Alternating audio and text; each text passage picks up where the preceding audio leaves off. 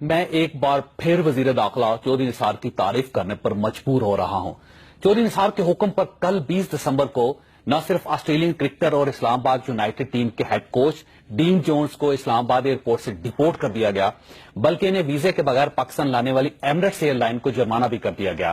Dean Jones کے پاس پاکستان میں داخلے کے لیے کاغذات موجود نہیں تھے۔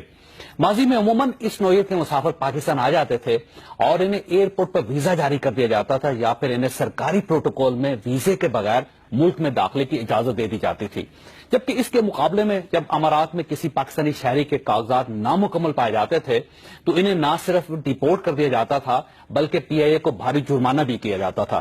چودھری نثار نے ایمریٹس ایئر لائن اور ڈین جونز سے قانون کی پاسداری کروا کر ملکی وقار کا سر بلند کر دیا۔ یہ اس نوعیت کا دوسرا واقعہ ہے۔ چودھری نثار نے اس سے قبل 3 دسمبر کو 30 مسافر یونان واپس بھیج کر بھی داد وصول کی تھی۔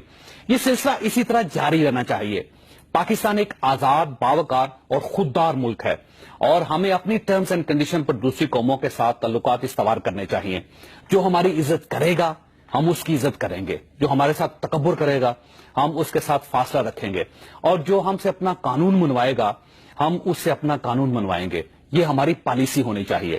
میں اس قدم پر چودھری نثار اور ایف آئی اے حکام دونوں کو خراج تحسین پیش کرتا ہوں۔ میری طرف سے بلکہ پوری قوم کی طرف سے سلام قبول کیجیے۔